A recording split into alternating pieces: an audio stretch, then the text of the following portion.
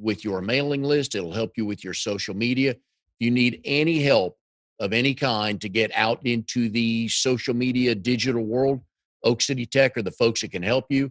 Go to oakcitytech.com. Tell them we said hi. Hi, everybody. Welcome back to Triangle BNI. Each week, we bring you a successful small business story from Triangle BNI. If you are not familiar with BNI, it's Business Networking International, the world's largest international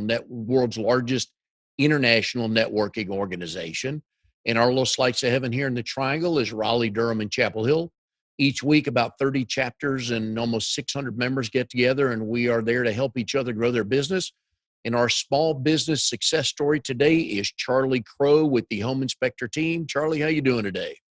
How you doing today, Mike? Doing good. We got a little rain going on. This is 2 Mondays before Christmas. Got everything in order? Yeah, actually, we don't do Christmas until January. Oh, how come? Because things are cheaper the day after Christmas. Yeah, and all their kids are with their moms on Christmas. So this turns out to be a better deal. It's colder in January. There's more chance of being snow.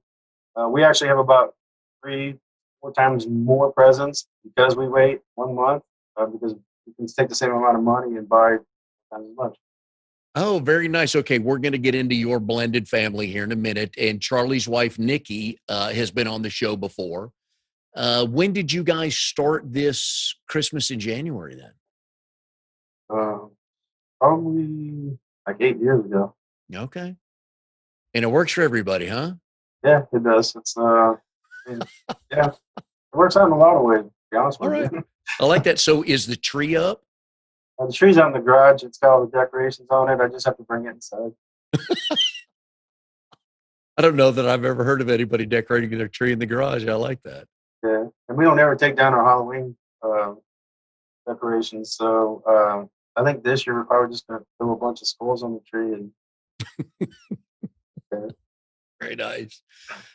Charley and I are in the same BNI chapter. It's RD18. We meet Thursdays at noon. It's called Connections in Motion. If you ever find yourself with a Thursday at noon to 1:30 slot open and you want to meet some fun people, we've got 28 members and we get a lot of stuff done. All right, Charley, a couple good stories I want to get to you about. The first, I want to talk about the Home Inspector team, and I do want to get into your app because I think it's a great story from the time you thought of it till the application. But the Home Inspector team, it's you and Nikki, but basically you are the Home Inspector. Business is booming for the most part because the real estate market has November, December. What kind of schedule do you have now with the holidays? Does it slow down any? Yeah, it's slowed down a lot actually. I think we had one inspection last week. I think we've got 2 more lined up, and that's it. We were like during the summer though, when it's normally really busy for the real estate market, we were slammed. I mean, I was doing 6-7 inspections a day. So it's only my second year in the business. So, but as you know, with the website being launched, we're going to be changing direction. And I know your background, even though you've only been doing this for a couple of years, your background is in apartment maintenance and management, construction. So you know the inner workings for the most part of what a house should look like. Yeah, I've been in the construction field since 1987. Started off doing footers for large commercial businesses, banks, large concrete buildings, facilities that you see like out in Smithfield, those big huge buildings. Mm-hmm. That's what I started off with. And then when I finished doing the labor work, I was a lead carpenter on a steel frame company. I worked with the architect who created these hurricane-proof houses, which was just a steel frame house with a turned-down slab, then hurricane clips on the roof. And the way they did the walls was they would use a wire mesh and they would use concrete, like fishing line, little piece of fishing line. So it made it super strong. You could take a 2x4 and just whack the hell out of it. It wouldn't crack or nothing. Seriously, there were some seriously made houses. But then we started doing commercial businesses for that. And the last one that we did was Domino's Pizza, Washington, D.C. area. Me and one other guy, we built the whole place by ourselves. Wow. Yeah. Wow. How long did it take you guys to do that? Well, we just built the frame of it, and it took us. We had a lot of rain. It took us like a month or so. It shouldn't have really took us that long. We had a lot of rain that month, and when you're doing a pour down footer, the footers have to be dry. They can't be wet. And if you know anything about construction, when you dig a footer, the water escape. It's just water fills the hole, and Yeah. you have to go in there and pump it out and wait for it to dry before you put it on. Yeah, So those are some long summer days, aren't they? yeah. It should have took us like literally. It should have took us just like 2 or 3 days to put that building up.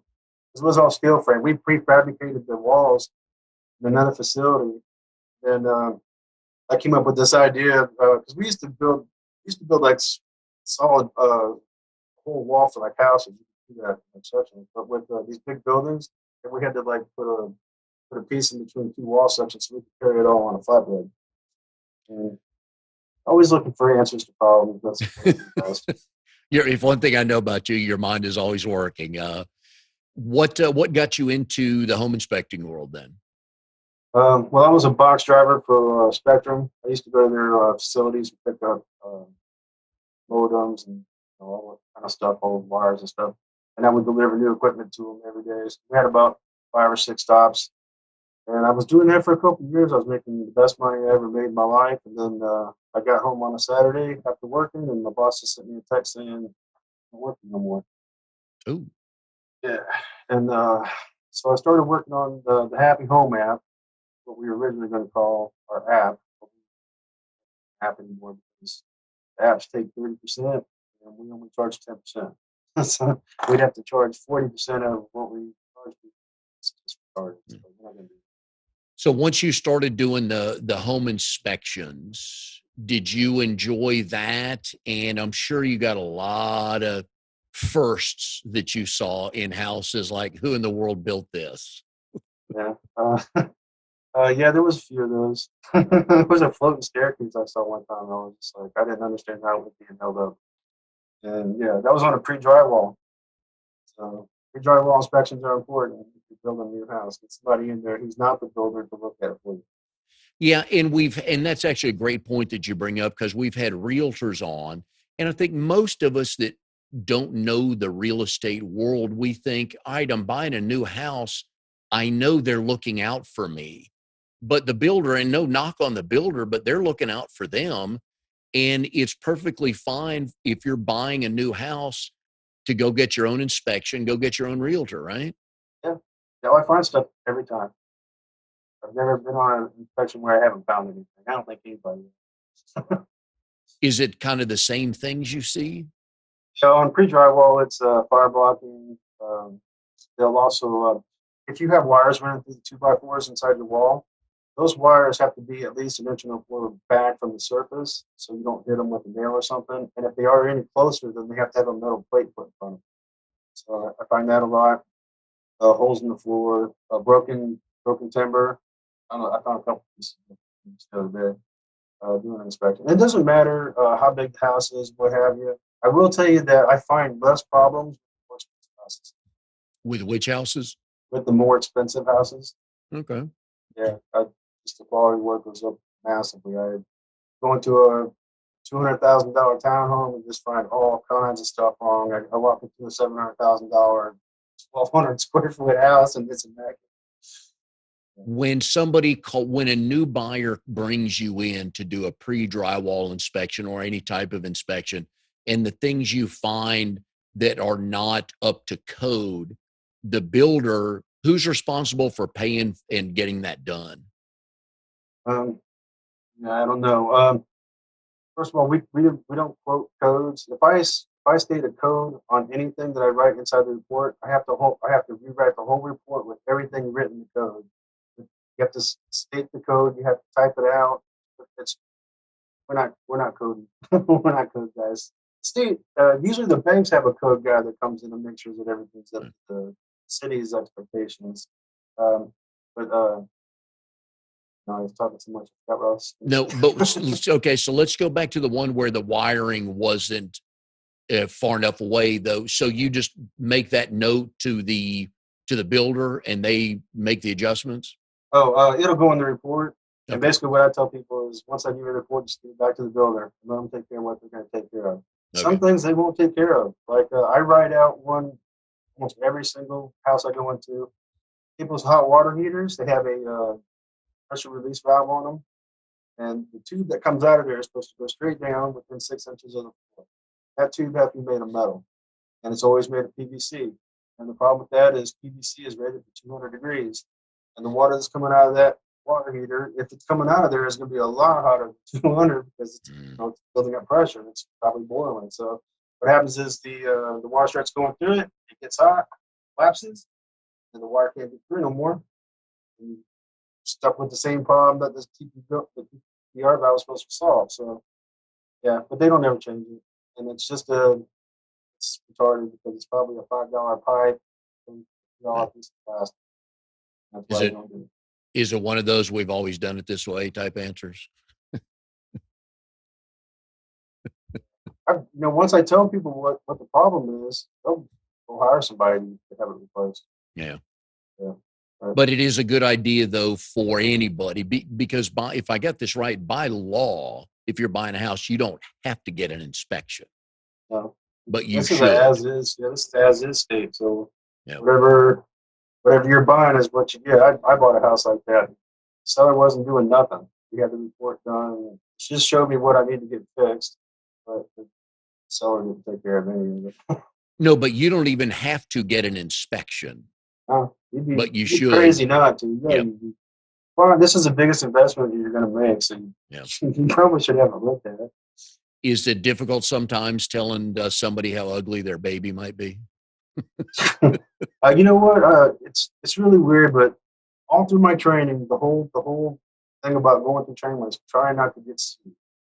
Apparently, home inspectors get sued just left and right. Our insurance is sky high. These guys are idiots. They're out there writing these inspection reports with 2-paragraph descriptions of why the light bulb don't work. Just open themselves up to being sued. And actually, me being so simple is one of the reasons that real estate agents like to work with me, because I'll just tell you, hey, the light bulb's burned out, replace it. If it doesn't work, and you need to somebody to look at it. I'm not telling you, hey, don't buy the house because the light bulb's burned out. Yeah. My job as an inspector is to give you the most accurate representation of your property at the time of inspection that I can. Yeah, and some of the things you put in those reports don't need to be fixed or don't get fixed initially, but the house is still worth buying, right? Oh yeah, like I have to write up loose outlets. I have a tester and I stick inside the outlet and I move it sideways. The whole outlet moves, it's loose. I put that in the report. It's a simple fix. You take the plate off, you tighten up those 2 screws, put the plate back on. You want to tighten it, you'll crack the plate. That's it. That's all there is to it. And I have to tell you to get an electrician because I'm an inspector. And I don't know what your electrical expertise is, but I know what the electrical expertise is of an electrician. That's why I'm going to recommend it. Today's show is brought to you by, we're with Charley Crowe, the home inspector team. Today's show is brought to you by Oak City Tech. Folks, if you need a website, you're going to get one, because if you don't have one, they're not going to be able, your potential clients are not going to be able to find you. So go to oakcitytech.com. Tell them you want a good website that you can be found in the world on, and they will take good care of you. Tell Drago that we said hi. All right, Charley, you got a cool story, and I know there's a lot of people that have done and have tried to get their own app/website for their business up and running. So let's talk about the initial stages of it. What brought this thought to you? Okay. Yeah, as an inspector, right? As a new home inspector, remember I lost my job driving the truck, so I'm trying to figure out what I should do, go work for somebody else. And I needed to do something I was going to make more money, and I knew working for myself was going to be the answer to that. So then we decided on home inspection. I forget if I saw an ad or an email or something, but I thought I've got the experience in the field. I know what stuff is. So yeah, 3 months of school and like $4 or $5 grand later, get my license. I'm out in the public, right? So I'm kind of wanting to know how to do this the right way. So I thought, well, I'll go work for another inspector. Well, I've worked for like 3 or 4 of them, and I can tell you that as a new inspector going to work for them, you won't make very much money. The first job I had was making 50% of what was being charged, and I still have to cover my own expenses. So anyway, I just did that for the experience. I did it. I did it. I was doing 3 inspections a day. I was able to talk to more experienced uh, inspectors to find out what I was doing wrong. So anyway, so the best I could do out in the field by myself was 65%. And just I wanted not to be greedy, but I just wanted more than that. I couldn't understand why they were taking so much when I still had to provide my own tools, my own transportation, my own insurance. So anyway, and then working with realtors, I started seeing issues and problems that were coming from the field that I could solve. One being the very first thing when I give them the report is, who can take care of this? Usually the first question I get. Same stuff over and over. The real estate agents usually have somebody for it. But so yeah, that and if their person wasn't available, then they would have to get on the horn and start calling all these other companies trying to find somebody to help them. So I created the home inspector team as a voting platform that would allow real estate agents to come on the platform, submit a request for their client, and then have several um, you know, home service professionals respond to that quote. So the customer could choose between the 5 home inspectors that came through. We have a review system so they can see how good they are, what other people think of them, and we have a testimonial section. And so we've got all that going for us. Just everything that I felt was wrong when I was new, I tried to fix with the software. I wanted to have my own work represent me with my customer testimonials, and the agents that I work with. I've posted testimonials to my profile on my site because yes, I have one. I'm going to be doing home inspections until the site picks up, but until then, yeah. And Yep. And for those of us that network a lot, we have a Rolodex of painters, plumbers, electricians, car guys, dog trainers. We have those, but most people don't network. So when they get a report, hey, there's a plumbing issue, usually they just go, I guess they would go on the internet, type in best plumbers in Raleigh, and whatever pops up, pops up. They don't know them. So that's one of the things I like about the site you're doing is these people are all vetted now because you're going to make sure they are tried and true. They're who they say they are. They've got, all their ducks in a row before they go on your list. You're not recommending anybody, but you're just telling the consumers, hey, these people are legit, right? well, actually, that was we don't actually do that. We do and we don't do that. Let me explain. Because like I tried to go work for other people, and then I started looking for leads out in other ways of finding leads. And I found that other big company that wanted to charge me $300 to sign up on their platform, and they wanted to charge me $25 to $50 for every lead that they gave me. But they also share with 10 other people. Okay, so as a new inspector, and I sign up with them, I'm 325 in the hole with no guarantee of any work. And to me, that's just legalized gambling. Actually giving you money for the opportunity to win the prize. That's gambling. That's not the way you run a small business, in my opinion. I need some kind of, I'm going to spend money. I need some guarantee that I'm going to make money back. And that's what we do. We allow our providers to sign up for absolutely free. They can come in and quote all the work they want. The only thing that they have to do is get an account with Stripe, which is our payment process. They won't let you quote nothing until you submit the process. But as far as spending money for a small service professional, it's not required. And we do have a verification system where we check their background, we check their license, and we check their insurance. And that costs $100. These background checks cost us anywhere from 30 to 120. It's not a fixed price. So we kind of calculated what we anticipate doing. We're going to actually hoping to hire like a stay-at-home mom who just take care of her kids and do this, because this is something that we get done basically within 3 days. We're hoping to get all done this stuff, but it's another way for me to help somebody else work. A lot of people need work right now. So yeah, we don't require it, but we do offer it. And we do tell our customers, hey, if you don't hire one of our verified providers, please diligence, check them out. Yeah. And that's what I like. My earlier point, I guess I didn't phrase it the right way, talking about that was you're verifying these people to let the homeowners know that these people are who they say they are, whether you use them or not.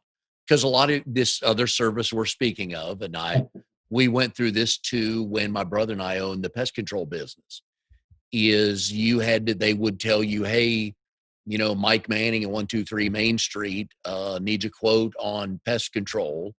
And you're right, it costs us 25 or $30, and that's hard to do on a $75 transaction. And there's no guarantee you're going to get the business. So I like the way you're doing it, in that you only pay if you get the business. I think that will bring vendors around. But for the homeowners, though, the value there is, all right, here's a list of verified people because they've either done business with you or the realtor. So at least they know somebody involved in this. So that's what I really like about that, is you're helping the consumers kind of cut through a lot of the crap. Yes. Yeah, we give them, because the service providers don't know what the other service providers are quoting. So the quotes that you're getting on the system are honest to God. This is what we charge quotes. So it's a fair and honest price. So because sometimes might get a realtor who's been working with their stepbrother and he's been overcharging, and she has no idea. Mm. She doesn't hire anybody else. She just did hire him, and so customers are just assuming that they're getting the best price for the work, but you're not really guaranteed that. So we wanted to do that. And for our customers, there's a lot we do for our customers. The price that you get quoted is the price that you pay. We actually pay the payment processor fees. So our service providers make 90% of what they quote. We take the 10%. We pay 3% of that out to payment processors, making 7%. I'm straight up about that. That's what we do. It costs me a lot of money to build the site. Plus, my wife and I are going to be going out and talking to real estate agents and insurance agents, because they need a centralized place where they can spit something and get a bunch of quotes back at one time. It also passes the buck off to the customer too, because it makes the customer hire the person and pay for it, so it takes care of that. But another cool thing that we do too is, if a real estate agent goes to our site and signs the customer up, the real estate agent will actually get a email notification when the customer hires somebody, and they'll also get another email notification when the service provider has completed the request. So the real estate agent is right there the whole time, knowing what's going on with their customer while they're in our process. One of the things I like about the app story is, and what I learned about you a lot, is that you're a tinkerer, right? I mean, you were in the construction world, so you kind of had to know how to make and build things. You're in the home inspection world, so you don't touch anything, but you kind of would know how to fix a lot of those things should anybody ask. And this app is your that's part of the family, isn't it? Well, it's it was like the redheaded stepchild that his mother didn't want no part of for a while. Yeah, this was supposed to be like a 30-day thing that we started back in February of 2019. Here it is, December of 2020. We just launched a week ago. So it really teaches you a lot of patience. I was out of control. It was all my programmers to get stuff done, and it was constantly coming back, not done, not done. And then I discovered something else. And then I would talk to a realtor, and the realtor's like, "Oh, this would be nice." So we have to go throw that in. And then I talked to the attorney, and the attorney's like, "You can't do it this way." So I got to spend a couple $1,000s more for it, but bring it back to the way it was. For the folks listening, I'm sure there's a couple people that either want to do something like that or have tried to do something like that. So give us a couple tips that you've learned along the way that you are happy to pass on to somebody trying to do this. Well, first of all, do it. Don't let anybody tell you that that's stupid, that's dumb. If you see a need where you can do something good and fulfill that, then do it. Okay. So that's number one, is just make your mind, do it. Then start doing it and do your research. I could have chosen a American website development company. They're going to charge me like 50 grand. No disrespect to Drago, because I love Drago and I need him to do some work on my site shortly here. But I did go with an Indian company. I bought a script and basically just modified it to the way it is. So, do the best that you can with what you have, I guess, would be my very best advice. I'm didn't have a lot of money. We spent all of our money when we got into the home inspection school that I had saved up. So every little dime I was making extra, I was dumping into my company. Mhm. I was living it, eating it, sleeping it, and yeah. And now I'm in a position where I actually did everything I know how to do really well. Now I've got to just help with others, like my marketing, my network. Um, so just like I'm telling you to find help, this is what I do. I find the help that I need to the next level, which is what Wire to Change is really good at, is getting you to that next level. Well, thank you. But it's a good story because you're right. There's a couple different ways you could have gone. You can get somebody, you can pay somebody to write it, and somebody like Drago would be more than happy to do that. That's what they do. But you really wanted to do this yourself, didn't you?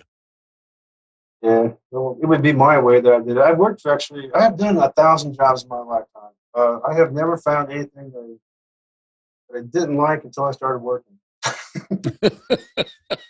I'm not kidding, man. It didn't matter what it was. I would sink all my time and attention into it, focus on it 100%. I would get super excited about it, and then I would start doing the work and find out how limited I was to what I would make. Just that's man, that's disheartening right there. Now we can make a lot of money with our website. I do believe that we can, but that's not really what my goal was. My goal was just to make a living so I can continue where I'm at now and pay the bills. I don't have to worry about the bills. That's my goal. And if I can help a lot of people, because everybody who gets involved with the website, the realtors, insurance guys, the customers, even the real estate agents, I mean, we all have something. There's something of value inside the site for them. And I wanted to make sure that that was the case. So, We are here. We are here with Charley Crowe, the home inspector team. If you are a realtor or getting ready to buy or sell a house, you want to get it looked at, please call Charley for that. He's got years of experience knowing what's right and what's wrong and what may be an issue for you. Today's show is brought to you by Oak City Tech. If you thought about an email campaign to do for your business, that's another way to help get to new clients and stay in touch with your old clients. Oak City Tech can help you do that. So please go to oakcitytech.com. Tell them what you're looking for. I know they'll be able to help you. All right, Charley, one of the funner questions I get to ask on this show is how you met your spouse, and you both tell it the same way. I guess I'm really cool to tell you about how I met Nikki. Uh, Before I met Nikki, um, I lived in Cary over by the Fresh Market. I lived like one block away from there. Well, between that block, between my house and the Fresh Market was a strip mall with commercial spaces. Inside that strip mall was Allstate. Okay, so and I didn't. I don't. I'm a big. I don't believe in wasting a lot of stuff, so I didn't drive the one block to the store whenever I walked over there. I actually just walked it, just did exercise. Nice. Anyway, one day I was walking past this place. And I looked over and I stopped and I thought, it'd be was so weird if like my future wife worked there, like right now. And I swear to God, I did this one day, and I thought it was so weird because both Nikki and I met. We ended up working right inside that commercial complex at the Allstate office. Yeah, so that it is what it is, but it is what it is. And yeah, I met her online, Plenty of Fish, and uh, this kind of tells you how I am with inspecting homes. But on Plenty of Fish, you only get to see their pictures or however many they put up there, right? So I would look at her pictures, and I noticed one of them, she was in a hotel room or something, and I called her up and was like, "You at the beach or something?" Because I noticed that the bathroom mirror, and she's like, "Oh, it's in a hotel. You noticed that?" I'm like, "That's what I do." uh, and we met at Whole Foods on Great Avenue. I got Right. there first. I saw her walking through the parking lot coming at me. And that was all she wrote. We had like 3 dates that day, and we hardly ever been apart since that day. Really. And that's the story she told me about the 3 dates in one day. And her smile just kept getting bigger, telling that each one after the other. So, and you guys have a blended family. You got 5 kids between you, right? That's latest number I heard, right? Yeah, that's right. 5. Yeah. There you go. Good. Your oldest son has ties to the lacrosse world, correct? Yeah, yeah, he's a lacrosse coach, University of Maryland, I think. Right. And they Oh no, won. no, I'm sorry. He's a lacrosse coach at his old high school. Let me Okay. tell you something cool about him, man. Loves lacrosse, been playing since he was real young, and he's a Division III state champion at Stevens College up in Maryland. This is what's cool about him. When he was in high school, he just missed this goal by four goals. Okay, he was trying to break 200 goals for his high school career, and he got to 196, and he was really hard on himself. I'm like, well, how high was the record? You know, like to beat it by a couple goals or something. The record was 136. Yeah, and he scored 196. Would he have gotten that gene from you, maybe? That was really athletic when I was younger. I was a gymnast when I was in high school. No. Okay. I was flipping around and breakdancing. You know. We'll get to that. You also raced mountain bikes growing up. Yeah, I got my bike out in my garage. Got like a couple million miles on it. Yeah, I rode my bike a lot, and I figured I'm riding it so much, I might as well go see what I can do on a trail. First mountain bike race I ever went to was in Maryland. It was at a farm. And I'm thinking, no, there can't be no mountains or hills or nothing. Man, got this farm and it's just hills, right? And on a hill, they'll make 4 loops on the hill. They'll drop you down, bring you up, drop you down, bring you up, and then they'll exit that hill and take you to another one. And that's how they get 15 miles of trail inside of a 5-mile area, right? And I was 15 minutes into that race and I wanted to go home.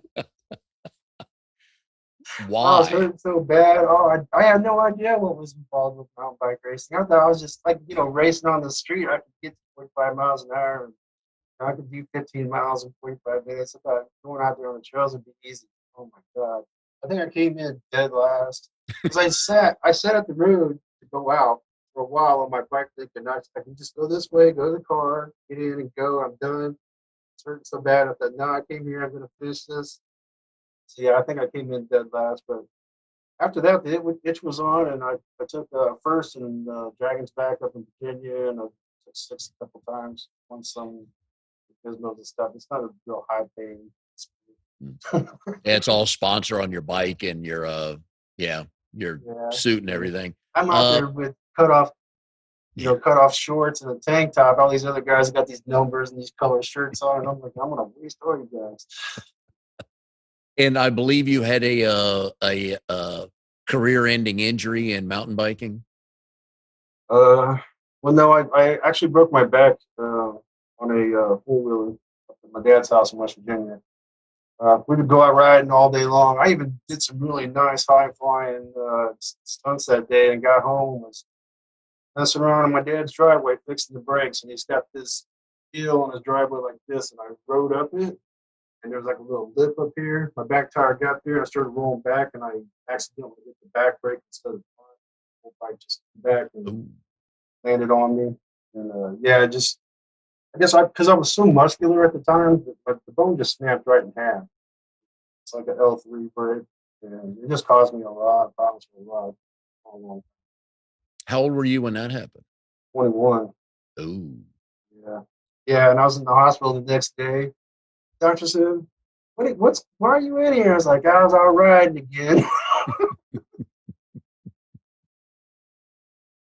How then? Do you still have problems with the back? If I let my belly get too big. Okay. I have that same problem. Yep. As the belly goes away, the back works fine. Yep. I have that same. Yep. One of the other things I liked when I found out on my research, I like to find out basically the education people have, just wherever they went, however high they got. And you are the first one on the show that publicly says you graduated from the School of Hard Knocks. Yeah, because I didn't graduate college. I didn't graduate high school. You know what's really weird? I was just a rebel all the time. My parents weren't really around. My mom raised me up. She was into her own thing. I didn't meet my dad till I was like 10. Anyway, being a rebel and all that. It's funny. I took a IQ test when I was in sophomore in high school, and I was hanging around this really smart kid at the time. Well, at least he thought he was smart anyway. When we got our test results back, he was just furious at me because he thought he was a lot smarter. But my test came back like 132, and his was like 100. And it's really weird because I took an IQ test not too long ago, and the score was almost exactly the same. So I guess your IQ never changes. Oh, Because the questions are so tricky. They ask you all kinds of questions, and they'll ask you questions later on that refer to questions already asked. You're trying to mix it up and stuff. How well you can change your mind. If you get something wrong and you see that you got something wrong, are you able to change your mind? You're going to stick to your guns and be stupid. You know? so when one of the family members or Nikki asks you a question that's very easy to answer, do you just remind them, I got an IQ that's pretty high. I got this So figured out. actually, my wife doesn't even know anything about the IT. I've never told her that. Yeah, but yeah, I ended up getting my GED. Scored really high on that. I took the ASVABs going to the military when I was a kid. So, but when I the last time I went to school, I went to school. I went to school for so many things. I went to school for computer programming. Went to school for gaming. Went to school for nutrition. And all these thousands and thousands of dollars I'm going to be paying back for the rest of my life. And I don't have it. But what I'm learning is you don't really need that piece of paper. You just need the ability to get people to listen to you and Yeah. figure out what you're saying is true. There's a lot to be said for street knowledge. A lot of times, I mean, I've interviewed enough people and hired enough people that if two people came into the interview and one had a lot of street knowledge and, dirt under the fingernails, and the other one has a lot of book knowledge with theory, and more times than not, give me the street knowledge. Yeah, and then handling the books. Well, yeah, because that you can learn, but coming in with all that knowledge. Yeah. Now there's some schools, some colleges you go to that the diploma, if you like Duke or MIT, there's some of those that are going to put you ahead of everybody else. But I went to Tennessee and nobody's ever asked me my GPA, thankfully, or anything like that. They saw that I graduated and they, if they want to hire me, they hired me. But the street smart stuff, I've always weighed heavily in an interview because I think there's something to that. Uh, you know what's theory and what's practical application. Theory's great behind a desk, but when you're underneath a house and you're doing a home inspection, I kind of want a little practical application here, both for what's safe and correct, and then also for what's best for the buyer. Yeah, that's funny. I just talked to another home inspector the other day who's brand new, and he didn't know what a DDID was, which is a describe, determine, implication, and direction. It's what we have to write down on every single item that we put inside the report. It has to have those four things. The fact that he didn't know what they were, I had to not tell him about my website.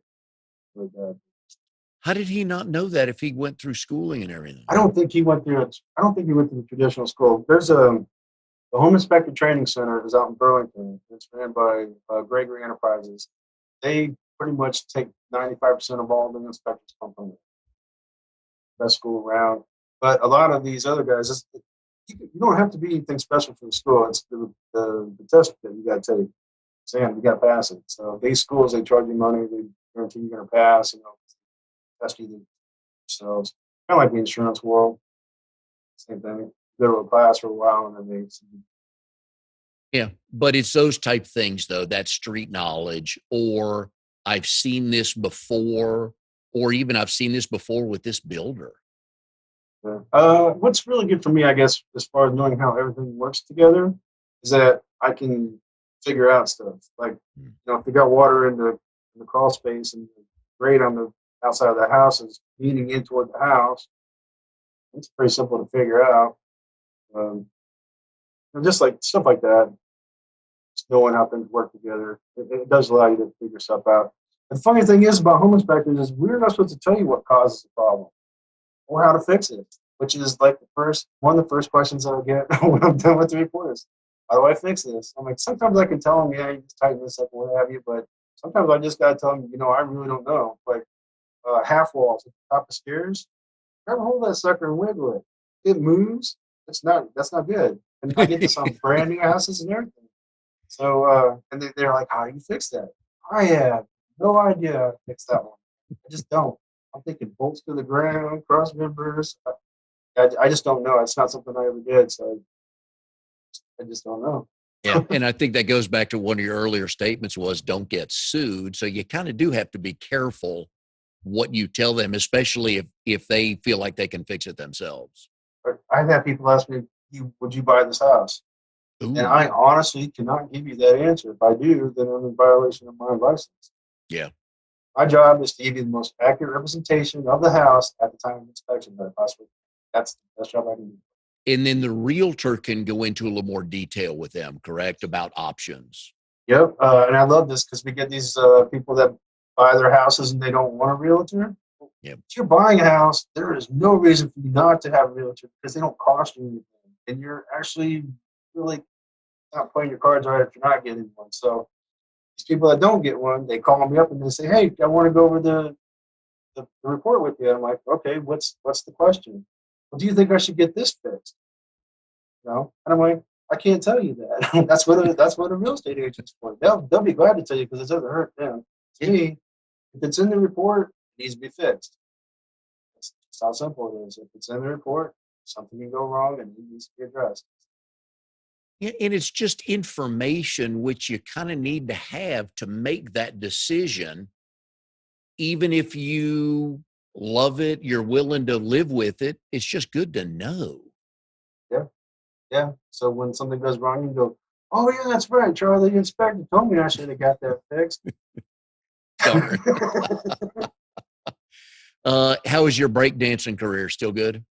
Oh, man. Last time I breakdanced was just after I met Nikki. We were down in Myrtle Beach. Water was clear. I said, okay, I'm going to do a little windmill action on the floor, and I did. And as soon as I got up, security came over and said, man, that was really cool. Don't do it again. And for those of you who can't tell, Charlie's a very young 50. And It's a couple months now. Yep. And he could still pull a breakdance and move off, which is good. I noticed the hair. I like the COVID hair. But that takes you back to your early days, doesn't it? I haven't had long hair since I was in my early 20s. Yeah, the rebellious type. Yeah. Oh, yeah. I can't really stand it, to be honest with you. I've had a high type for the last something years. I had to get really used to it growing on my ears again. That drove me nuts. Now it's like past there and it's growing long on top and short on the back. I don't get it, but I said I wasn't going to cut it until everybody got back to work. Man, my word, I try to be as much as I can. All right. So do we see a man bun in the future by maybe February 1st? Oh, my God, no, man. No. I'm not into all that manscaping crap. My son did that. I just laughed my ass at that. Just put it in a ponytail, right? All right. Charlie, what's the best way for people to tell us about where can they find the website? The website is the Home Inspector Team. It's thehomeinspector.team. And right there on the front page is our form that you'll fill out. Tell us what you need done. We have over 40 different services that we're making available. Right now, we're really looking for service providers. We have had a really good response to the few networking things that we've done to get people signed up. A bunch of people from BNI have already signed up with this. And going to Facebook, hitting people up that are saying, hey, I'm looking for work. We're all about building up small businesses. That's what we're all about. We're about helping them, but they don't have to spend money to get the leads. We also provide protection against our service providers. When they go to look at a service request, they can see how many times the customer has requested something and how many times they've hired somebody. They can see how many times, how many quotes they've received on a service request. So it's got 20 quotes on it. I'm not going to spend my time messing with it. If I see that the customer's requested 20 things, they've only hired one person, I'm probably not going to mess with it. Unfortunately, there's people out there like that. We just do our best to prevent it from happening to our guys. When people come out to your house to give you a quote, they're taking their time, they're spending money on gas. It's a service, and it hopes that they're going to get the business. We try to cut a bunch of that out. If they have to go to the house, that's great. That's fine. We don't care. We want what's best for the customer. Well, I like it too because you're giving options for customers. They can use your folks on your site. They don't have to, but your folks are verified. And I like that. And you're promoting local small businesses. So I think Yes. that's a big deal right now, folks. That can help. That could make or break a couple jobs a week can make or break somebody's business through COVID. So I really like the way you guys are promoting small business owners. We really give back a lot too. Like the customers, they have a resource page. You sign up, register as a customer on our site, and go to your dashboard and your resources tab.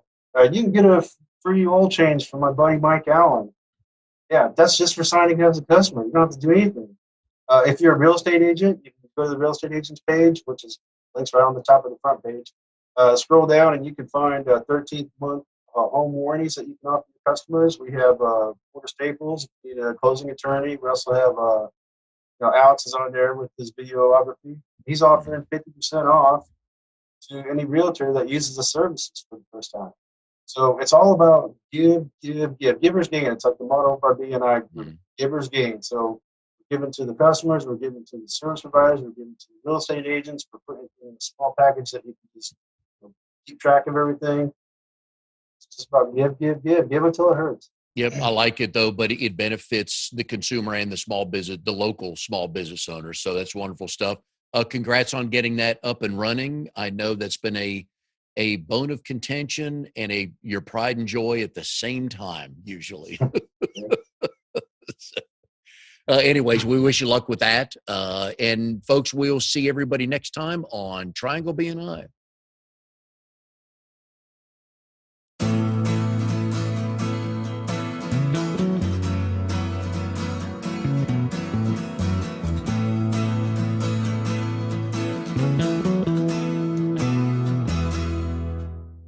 You are tuned to the Nissan Communications Network. If you tuned in too late, you can always watch each program in its entirety or download an MP3 audio file of it in the archives section at nissancommunications.com. Don't forget to subscribe to our YouTube channel, follow us on Twitter, and like us on Facebook. Sponsored by Telestream's Wirecast software, StreamingGear.com, Carolina Apparel, and DeltaForce.net.